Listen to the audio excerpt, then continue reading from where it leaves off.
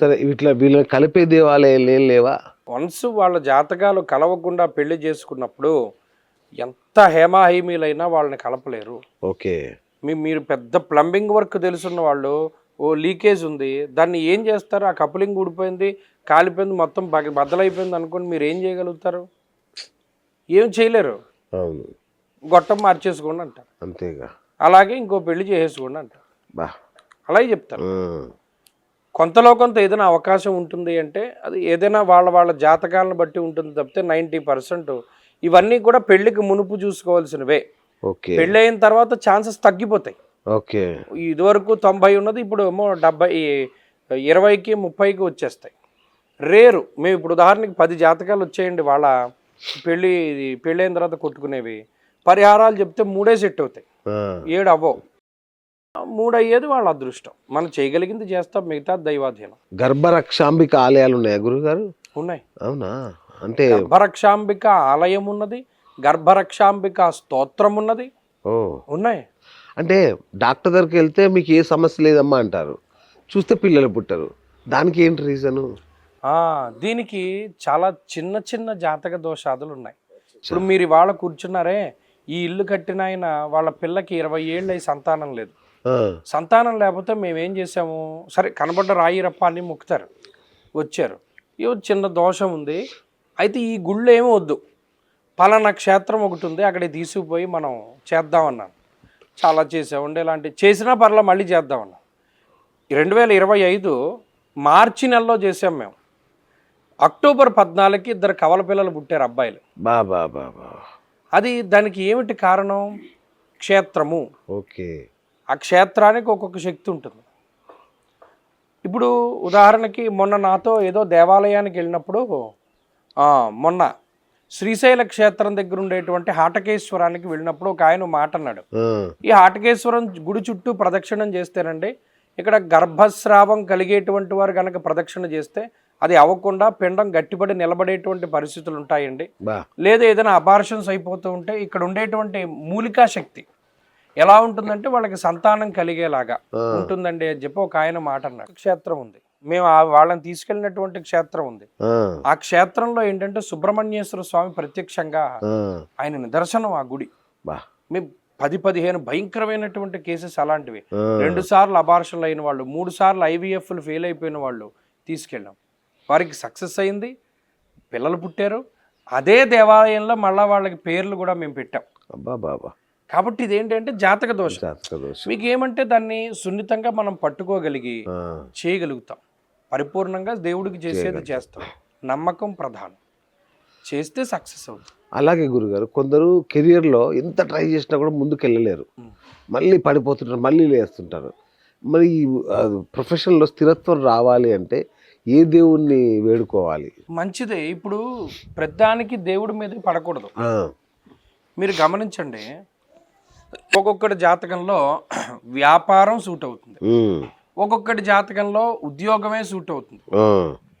అది ఫస్ట్ జాతకాన్ని బట్టి తెలిసిపోతుంది. అంటే జాతకంలో ఉండేటువంటి ధనస్థానము, తనుస్థానము, భాగ్యస్థానము, రాజ్యస్థానము, దశాంశ చక్రంలో ఉండేటువంటి కొన్ని స్థానాలు, అలాగే కర్మకారకుడు, కర్మస్థానాధిపతి, కర్మస్థానస్థిత గ్రహాలు, ఇన్ని మనం చూసుకుంటేనే కానీ ఒక వ్యక్తి యొక్క ప్రొఫెషన్ని మనం నిర్ణయించలేం. ఓకే.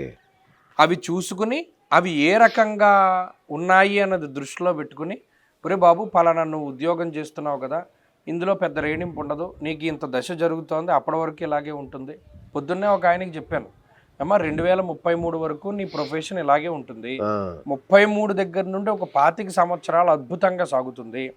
కాబట్టి అప్పటి వరకు కింద మీద పడుతూ చిన్న చిత్తగా ఉద్యోగాలే చేస్తావు, వ్యాపారం జోలికి వెళ్ళకు, వ్యాపారం లాభించదు, అనవసరమైన డబ్బు ఖర్చు అని మొహం మీద చెప్పేశాడు. అలా చెప్పేస్తే గొడవ ఉండదు. అరే నీకు బాగుంటుందిరా బాబాయ్, పలానా జపం చేయి, దానం చేయి, హోమం చేయి అన్నాను అనుకోండి, వాడికి అదేం వర్కౌట్ అవ్వదు. వాడు ఎప్పుడైనా కనబడితే నేను మొహం చాటేసి తిరగాలి, అంతే కదా. అందుకనే ఉన్నట్టు చెప్పేస్తే బెటర్. రుణ విమోచనేశ్వరుడు ఉంటాడా గురుగారు? అవును, అది మనమే చెప్పుకున్నాం. అవునా? నేనే కాశీ గురించి చెప్తూ మీకు చెప్పాను. చాలా మంది అడిగారు తర్వాత. ఓ పెద్ద జడ్జి గారు నాకు ఫోన్ చేసి బెంగళూరు నుండి, ఏమంటే మీ వీడియో చూసాను, రుణవిమోచనేశ్వరుడు గుడి ఎక్కడుంది అని చెప్పి చాలా సార్లు అడిగారు. మరి తర్వాత నేను చెప్పలేకపోయాను. ఆ, ఆయనకి మణికర్ణిక ఘాట్ దగ్గరలోనే ఓకే. ఆయన రుణ విమోచనేశ్వరుని యొక్క క్షేత్రం ఉన్నది. ఆహాహా. మీరు నెట్లో అక్కడికి వెళ్ళి గూగుల్ రైట్, మ్యాప్ లో రైట్, కొడితే అవును, వచ్చేస్తుంది. ఇది అవును. వరకు అంటే అందరినీ అడిగి వెళ్ళాలి, ఇప్పుడు కరెక్ట్, అక్కర్లా. కరెక్ట్, అవును, లేదు, త్రయంబకేశ్వర క్షేత్రంలో అవును. రుణ విమోచనేశ్వరుడి యొక్క దేవాలయం ఉంటుంది. అచ్చా, నాసికా త్రయంబకేశ్వర. ఉంది. అక్కడ ఏమంటే ప్రత్యేకించి కందిపప్పుతోటి అభిషేకం చేస్తారు. ఓకే, చేస్తే అప్పుడు వారికి రుణ విమోచనం అనేటువంటిది కలుగుతుంది. ఓకే. అంటే దీర్ఘకాలికంగా అప్పుల బాధలు తీరట్లేదు అని బాధపడేటువంటి వారికి అది తీరుతుంది. ఎందుకంటే చాలా మంది వడ్డీలు కూడా కట్టలేక ఆత్మహత్యలు చేసుకుంటున్నారు, తెలుస్తుంది. వారికి అది ఉపయోగపడుతుంది. అచ్చా, రుణవిమేశ్వరుడు కాపాడుతాడు. కాపాడతాడు, ఖచ్చితంగా కాపాడతాడు. ఓకే గురుగారు, నేను చాలా బిజినెస్లు చూశాను, సూపర్ సూపర్ హిట్గా నడుస్తుంటాయి, టక్కున పడిపోతాయి, ఎవరో కట్ చేసినట్టుగా, లైక్ నోకియా సెల్ ఫోన్ లాగా టక్కున ఆగిపోతుంది, కస్టమర్స్ రారు, బిజినెస్ ఆగిపోతుంది. దీనికి ఏంటి కారణం ఏంటి? నిజానికి ఇప్పుడు నేను చాలామంది నా దగ్గరికి వ్యాపారస్తులు వస్తే వాళ్ళ జాతకాలు చూస్తాను.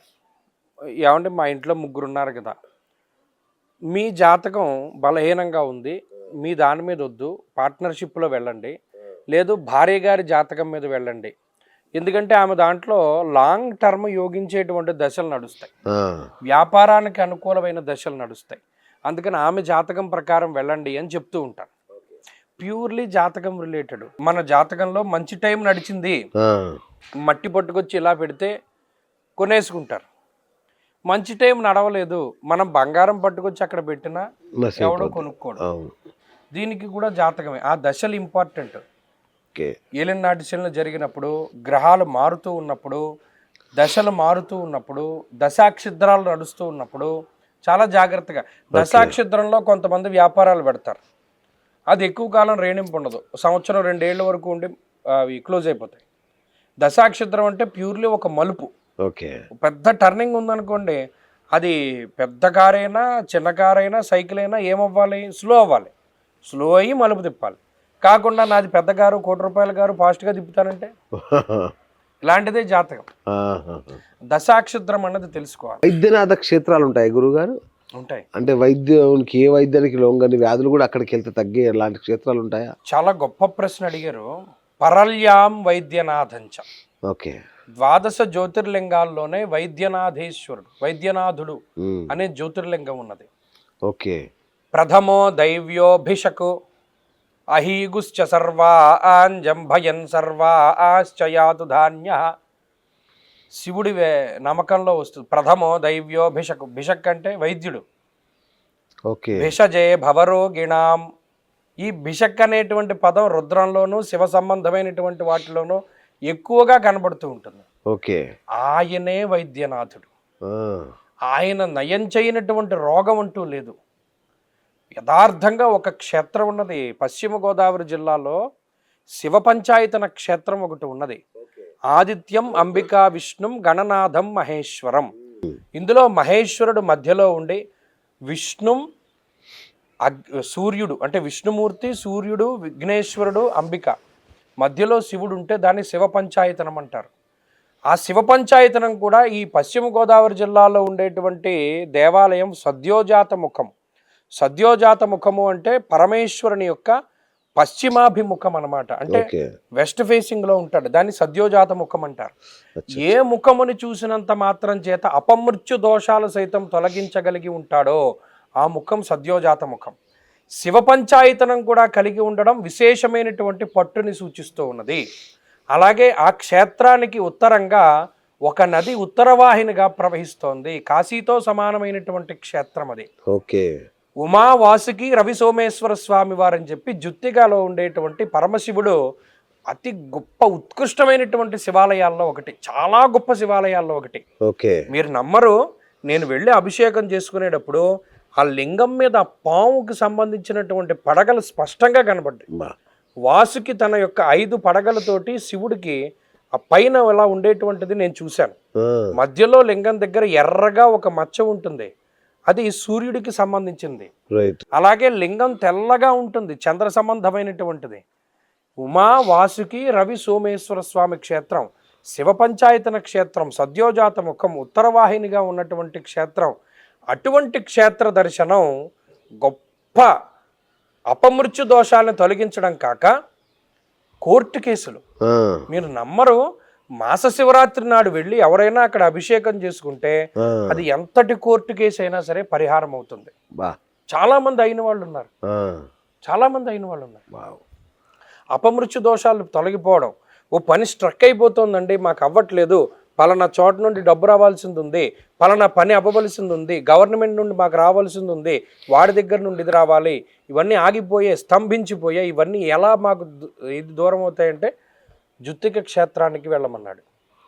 అక్కడ గనక మనం వెళ్ళి అభిషేకం చేసి జుత్తిగా ఎక్కడండి? నత్తారామేశ్వరం పక్కన ఉంటుంది, ఇది పెనుమంట్ర మండలంలో ఉంటుంది, పశ్చిమ గోదావరి జిల్లా. చాలా గొప్ప క్షేత్రం. అటువంటి క్షేత్రాలను పట్టుకోవాలి. పట్టుకుంటే అప్పుడు మీకు ఎటువంటి రోగం, ఇందాక చెప్పాను ప్రథమో దైవ్యోభిషకు, ఆయన తొలగించినటువంటి రోగం లేదు, ఆయన తీసేయగలిగినటువంటివే ఇవన్నీ. మహానుభావుడు శివుడు. అలాంటి ఆలయాన్ని పట్టుకోవాలి.